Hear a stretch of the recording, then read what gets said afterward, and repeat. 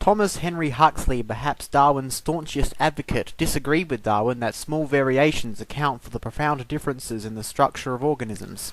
Instead, like many other contemporaries of Darwin, he adopted a non-gradualistic line of thought, that one mechanism accounted for variation within a species, what we call microevolution, and an entirely different saltationary mechanism accounted for what we call macroevolution.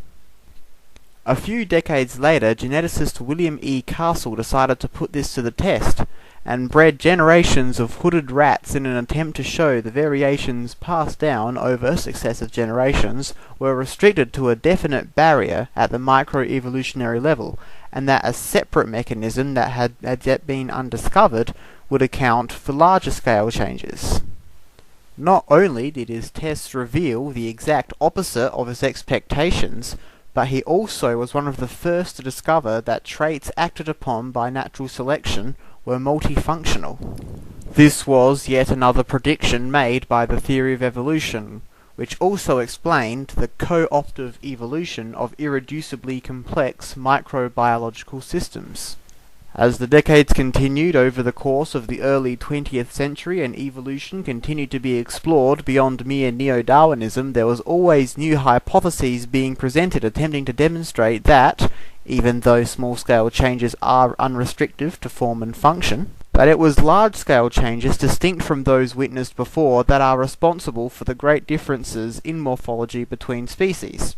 For every proponent of this line of thought, known as saltationism, there was one who demonstrated that saltationary evolution was not only unnecessary, but unlikely and highly detrimental. The greatest biologists of every generation, after rigorous revision and experimentation, conceded, often reluctantly, that macroevolution is in no way distinct from microevolution in terms of the mechanism. Creationists often accuse advocates of evolution of attempting to impose the evidences of microevolution in an attempt to demonstrate macroevolution, but they seem to have it hopelessly backwards again. Instead, no matter how much evidence of evolution between higher taxa is presented, creationists only accept what they describe as microevolution, even when it isn't microevolution. They then use this erroneous use of terms as an excuse to negate evolution altogether, particularly by imposing as requirements conditions that are either bogus or have already been honoured.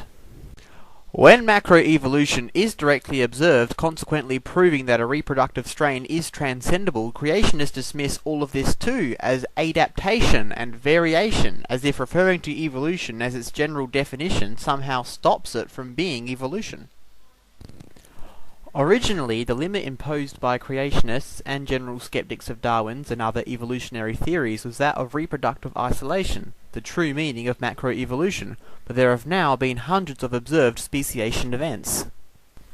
At the single generation of observation level, new structures, behaviours and functions not present in a species' ancestors have been discovered and recorded to have evolved. We can also observe the movements of this universal trend beyond human generations, observing them chronologically in preserved extinct species and developmentally in embryonic ontogeny. Due to these principles alone, we can see that evolution is constantly progressive and traceable between taxonomic levels back through time, and not only has but requires no separate path or mechanism for evolution to higher taxonomic groups.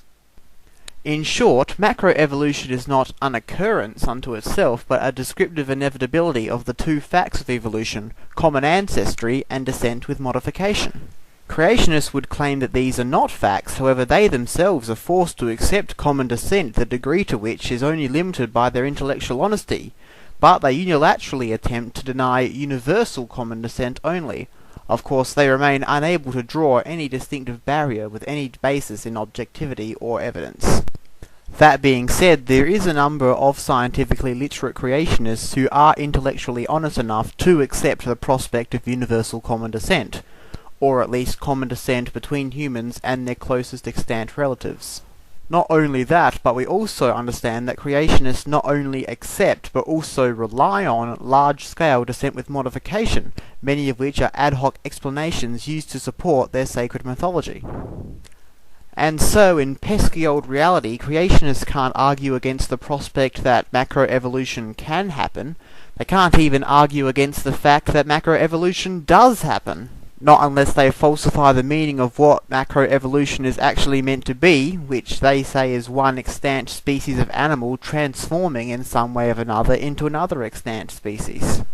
What's worse is that they claim that the only possible way of verifying this already grossly mendacious misrepresentation is to see it happen right before their eyes, as if deep time is also unnecessary for their strawman lateral orthogenetic version of evolution. And so when it comes to the existence of microevolution being a separate fact from a fictional indeterminable macroevolution, creationists now realize that they are better off cautioning against the touting of this fictional distinction and shift a greater focus to the bogus condition card.